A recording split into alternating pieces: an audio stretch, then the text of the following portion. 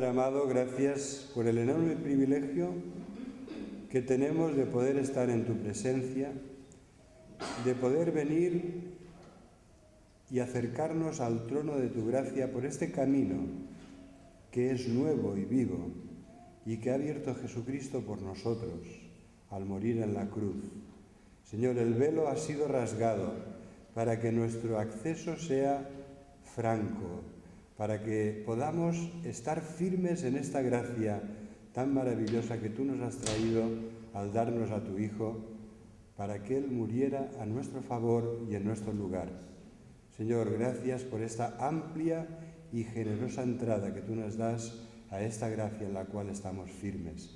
Gracias porque tú eres un Dios de amor y de misericordia, un Dios que se complace en guiar al arrepentimiento y que es amplio en perdonar, que es lento para la ira, grande en misericordia. Señor, te queremos alabar y poner delante de ti este tiempo para que tú dirijas al grupo que nos va a dirigir en la música y en los cantos de este tiempo de alabanza y de gratitud. En el nombre de Jesús, amén.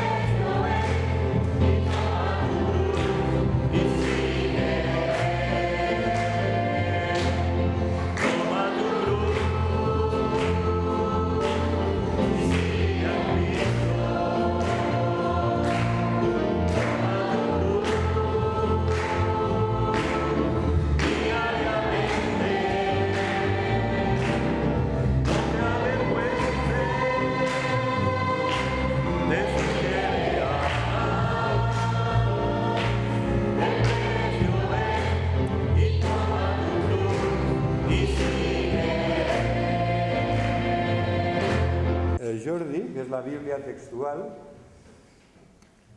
como sabéis, es la versión preferida de Jordi. Y entonces es una muy buena versión de la Biblia, es la Biblia textual, y vamos a leerla en esta versión para que después, al escuchar la predicación, la veamos en armonía con esta lectura en esta versión. Es en el libro de los Hechos de los Apóstoles, capítulo 3, el libro de los Hechos, capítulo 3. Leeremos desde el primer versículo.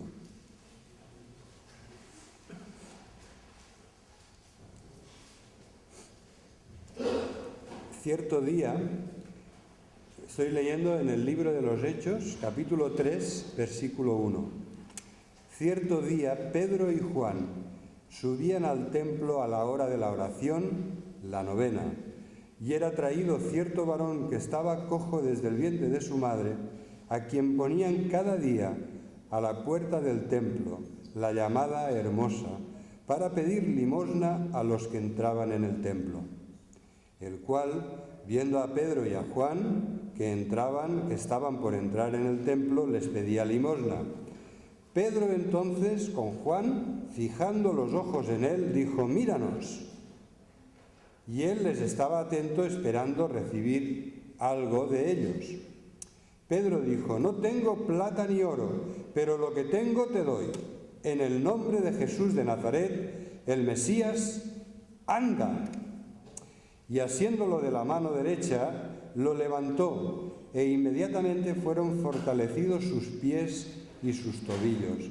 Y saltando, se puso en pie y anduvo, y entró con ellos en el templo, andando y saltando y alabando a Dios. Y todo el pueblo lo vio andando y alabando a Dios, y lo reconocían que era el mismo que se sentaba a pedir limosna en la puerta la hermosa del templo, y se quedaron llenos de admiración y atónitos a causa de lo que había acontecido. Y mientras él tenía asidos a Pedro y a Juan, todo el pueblo, asombrado en gran manera, corrió juntamente hacia ellos al pórtico de Salomón. Y al ver esto, Pedro, declaró al pueblo: «Varones israelitas, ¿por qué os maravilláis de esto? ¿O por qué claváis los ojos en nosotros, como si por nuestro poder o piedad lo hubiéramos hecho andar? El Dios de Abraham, de Isaac y de Jacob, el Dios de vuestros padres, glorificó a su siervo Jesús, a quien, por cierto, vosotros entregasteis y rechazasteis en presencia de Pilato.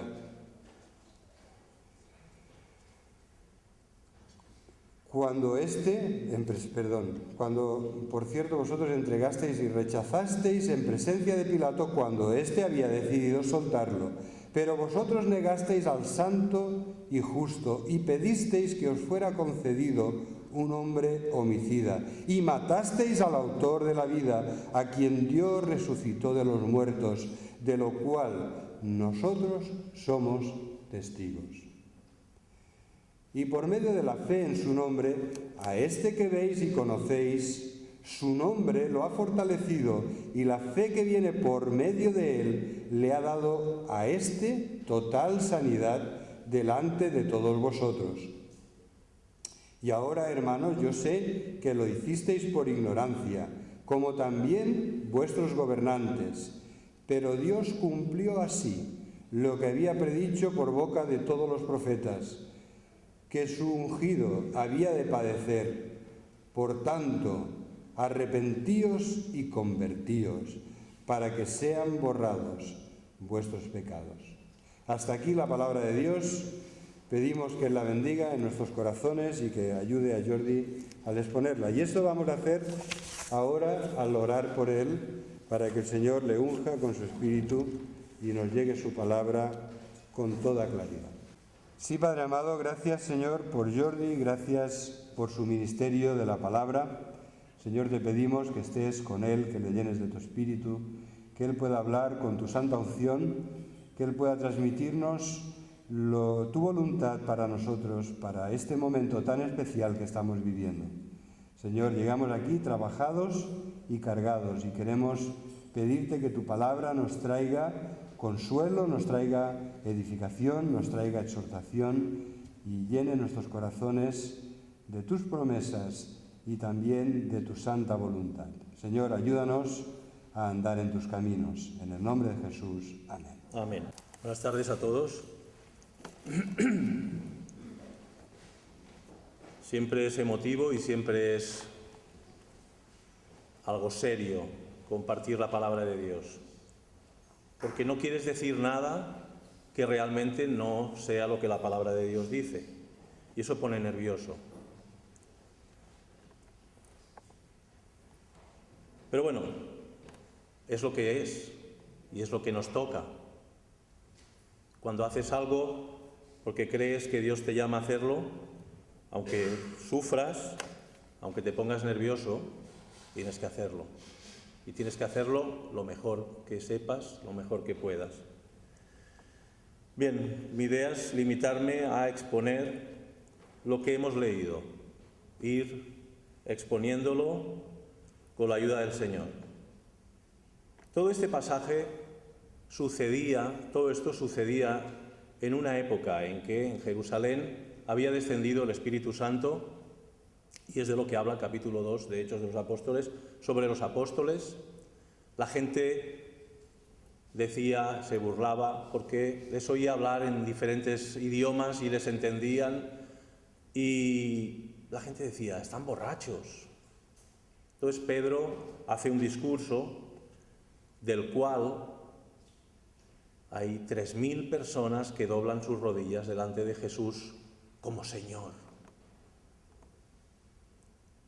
Doblan sus rodillas delante de Jesús como su Señor. Seguidamente entramos en este pasaje, en esta historia, que es un relato en el cual imaginaros cómo estaba la ciudad. La ciudad estaba conmovida, no era una ciudad plácida y amorfa o una ciudad bulliciosa y llena de distracciones. Era una ciudad en la que habían pasado cosas muy grandes en esos tiempos. habían crucificado a aquel que decía ser el Mesías, las autoridades del pueblo y líderes espirituales de la nación habían presionado para que lo matasen. Muchos de los que le seguían y que habían visto milagros efectuados por aquel que había sido clavado en la cruz estaban tristes, pero de golpe, en aquella reunión en la que desciende el Espíritu de Dios sobre ellos y empiezan llenos de gozo y de poder a proclamar el Evangelio, a proclamar que Jesús había resucitado, a proclamar que aquel que murió estaba vivo, resulta que la ciudad no era una ciudad futbolera,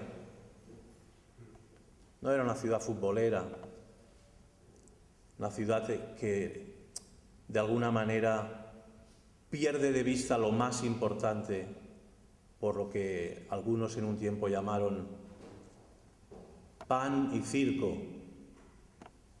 Dales pan y circo y verás cómo no se enteran de nada. Les podemos vaciar la cartera, que no se enteran de nada. Pues no, Jerusalén era una ciudad que realmente vivía en las cosas de Dios. Los romanos, si tenían un problema con los israelitas, es que el pan y el circo no les era suficiente. Siempre estaban con la expectativa de que venía un Mesías a libertarlos de la bota romana. No los podían tener adormecidos, como tienen hoy en día adormecida la sociedad actual. Que no piensen, que no estén ni un momentito en silencio, no vaya a ser que se les ocurra algo. Que no piensen. Si no es la tele, es la radio, si no el Discman y si no 40.000 aparatejos que impiden que la gente piense. Pues no, Jerusalén era una ciudad complicada para los conquistadores y complicada también para los manipuladores. ¿Por qué? Porque aquellos que gobernaban espiritualmente a los judíos y que tenían la posesión del templo, digamos que eran los que habían intentado silenciar a Jesús diciendo: lo matamos, lo quitamos de en medio y se ha acabado el problema. Pero no, resulta que no. El muerto había resucitado. Y los apóstoles, sus discípulos, vivían con un poder esa resurrección que no podían estar callados. Hacía unos días que 3.000 personas habían caído a los pies de Jesús, no a los pies de los apóstoles, no a los pies de una religión nueva, a los pies de Jesús como el Mesías esperado y profetizado por los profetas en la antigüedad. 3.000 hombres, mujeres, niños, ancianos, que le reconocían como su Señor. Y aquí nos encontramos ya una situación diferente. Dice que Pedro y Juan iban a la hora de la oración a las 3 de la tarde y en la puerta del templo estaba este pobre hombre, paralítico desde el vientre de su madre. O sea, no es que hubiese tenido un accidente, no, es que había nacido con los pies, pues no sé, si deformes o sin fuerza. La cuestión es que no podía andar. Nos dice en el capítulo al final que tenía ya más de 40 años. Este hombre era un profesional de la indigencia o de la mendicidad. Dependía de la buena voluntad de aquellos que iban al templo a orar. Dice que él estaba allí, que lo ponían en la llamada puerta hermosa, la llamada la hermosa, para pedir limosna a los que entraban en el templo. Era su oficio, esperar que los hombres se apiadaran de él. Dice que Juan y Pedro entraban en el templo, que él les pedía limosna, pero ni siquiera mirándoles a la cara. O sea, era ya como una cosa automática, ¿no? Como, de hecho, hoy en día, según a qué lugares de culto vas, te encuentras gente pidiendo caridad, pidiendo limosna. bastante habitual. Bueno, pues ahí también lo era. Lo que pasa es que este hombre necesitaba que lo llevasen, no podía ni andar. Dice que Juan y Pedro lo miran y le dicen, míranos, no nos pidas sin mirarnos, míranos. Entonces él les estaba atento, esperando recibir algo de ellos. Algo, dinerito, ¿no? Comida, me imagino. Pues lo que espera recibir la humanidad. Dinero, comida. Pero ahí se había encontrado con dos hombres que tenían algo que supera a todo lo que podamos sacar de este mundo. Habían ahí dos hombres que tenían aquello que el mundo no puede dar. Y le dice Pedro, no tengo plata ni oro, pero lo que tengo te doy. En el nombre de Jesús de Nazaret, el Mesías, anda. Y asiéndole de la mano derecha lo levantó, e inmediatamente fueron fortalecidos sus pies y sus tobillos, y saltando se puso en pie y anduvo. ¡Qué maravilla! ¡Qué gloria! La del poder de Dios. Aquellos hombres dicen, míranos, ¿qué haces aquí?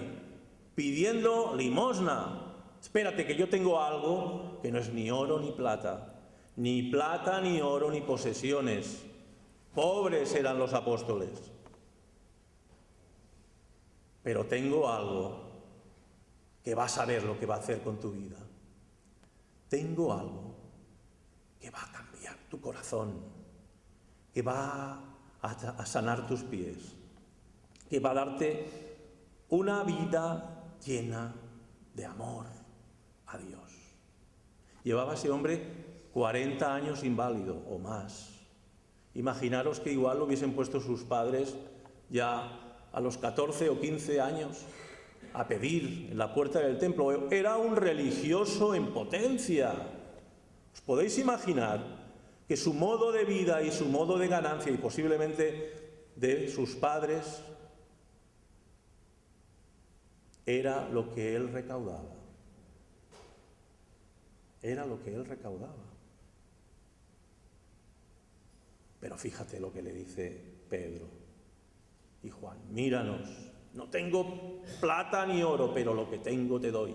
En el nombre de Jesús de Nazaret, el Mesías, levántate y anda, dicen otras versiones. Aquí dice, anda, y lo cogió por el brazo, lo levantó, y sus piernas y sus tobillos fueron fortalecidos. ¿Y qué hizo? Saltaba alabando a Dios. ¿Lo podéis imaginar allí en el templo? A este hombre lleno de gozo y alegría saltando y dice, ¡qué maravilla!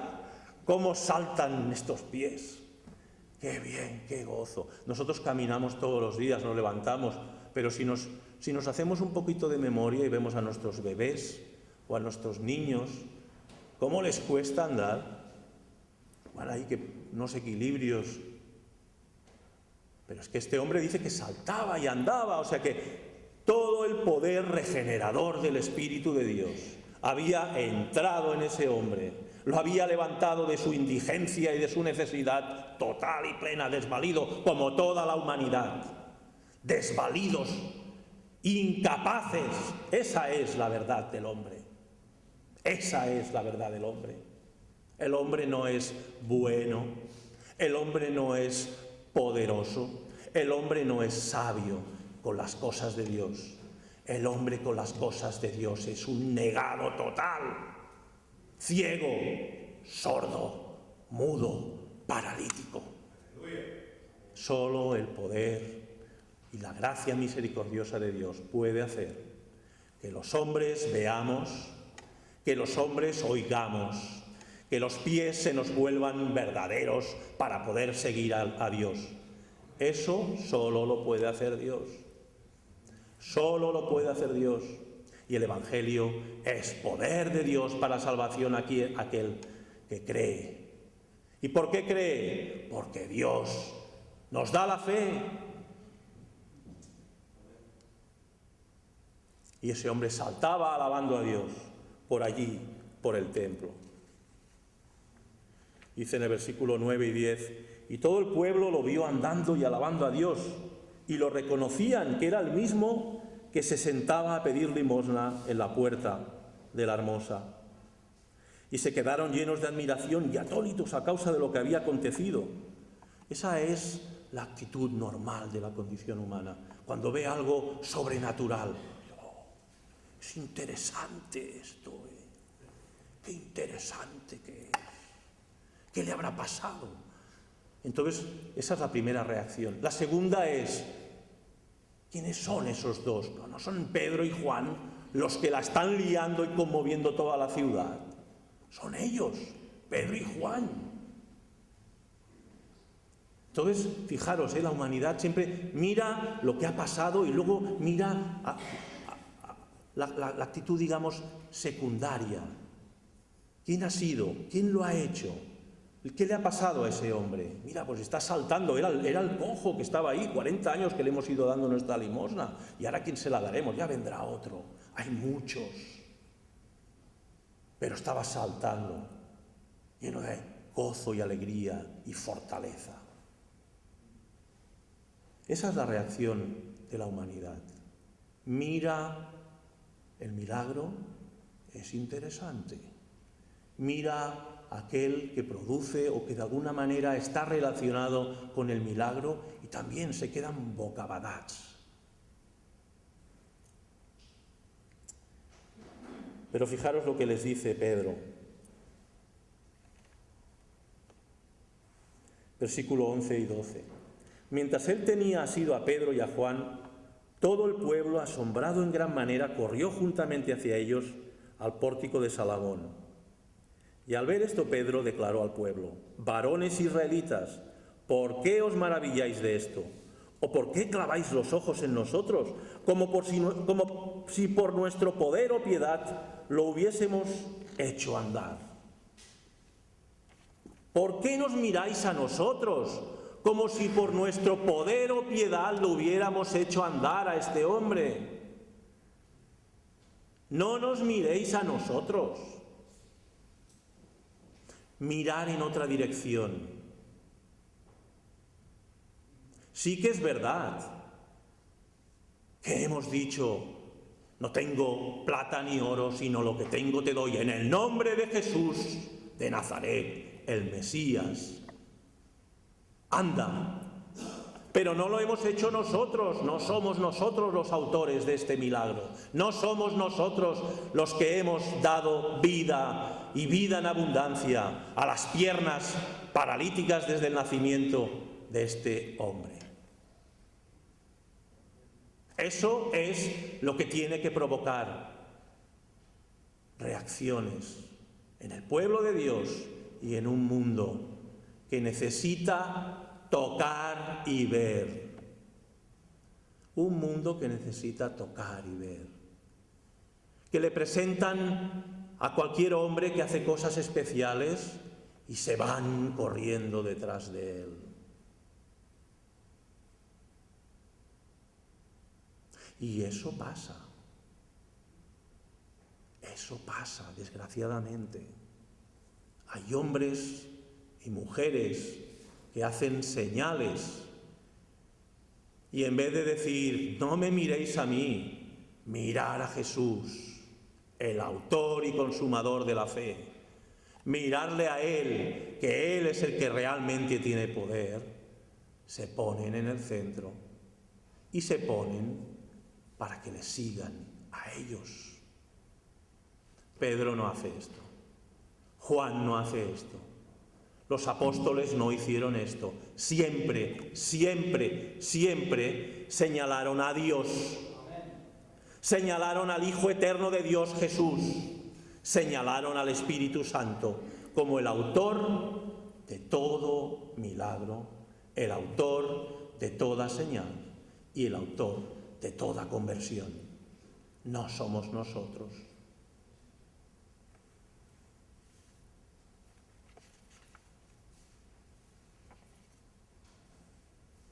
Fijaros que les dice en el versículo 13: el Dios de Abraham, de Isaac y Jacob, el Dios de nuestros padres, glorificó a su siervo Jesús. Glorificó a su siervo Jesús. ¿Qué quiere decir esto de glorificar? Porque en nuestra cultura esto de glorificar es algo pues que no se utiliza mucho, ¿no? Nadie dice: han glorificado a tal persona y lo han hecho jefe de toda la multinacional. No, no se dice, ¿no? Que lo han ascendido, lo han dado un buen cargo.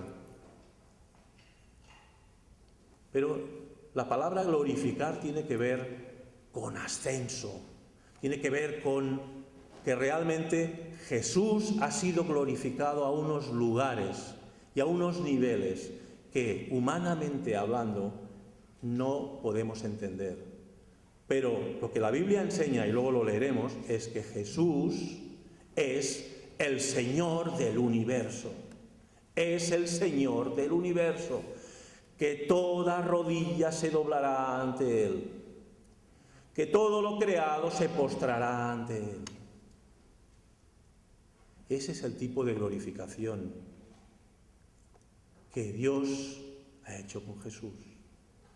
Jesús, Dios verdadero y hombre verdadero, ha sido glorificado a lo más alto. En el libro de Apocalipsis dice que Él está sentado en el trono, el Cordero está sentado en el trono, en el medio del trono, gobernando juntamente con Dios Padre y juntamente con Dios Espíritu Santo. El Hijo eterno de Dios, humanado, hombre verdadero y glorificado, está gobernando. Y la Biblia enseña no solamente que Él es Salvador, sino la Biblia enseña mucho más que Él es Señor. Y que nadie puede tener a Jesús como Salvador si no lo tiene como Señor. Si no tenemos a Jesús como Señor, nunca lo podremos tener como Salvador. No existe eso de es mi Salvador y algún día será mi Señor. No existe.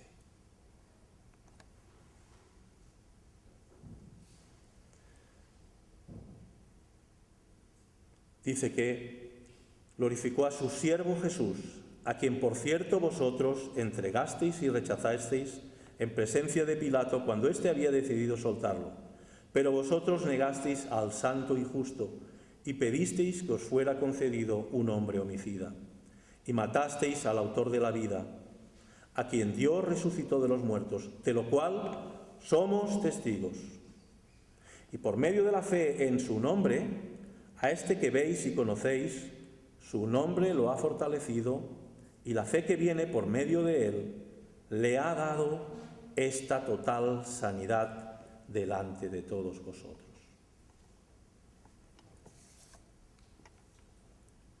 Os he dicho que Pedro señaló la dirección en la que debían de mirar. Pedro señaló la dirección en la que debían de mirar, y es la dirección que como Iglesia de Jesucristo debemos de tener siempre: mirar al Señor. Somos una iglesia pequeña, somos una iglesia pobre en cuanto a plata y oro. En cuanto a plata y oro, somos una iglesia pobre.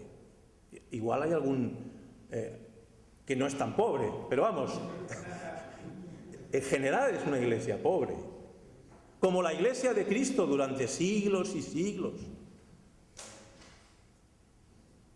Pero ¿de qué serviría todo el oro del mundo si no tenemos a Cristo?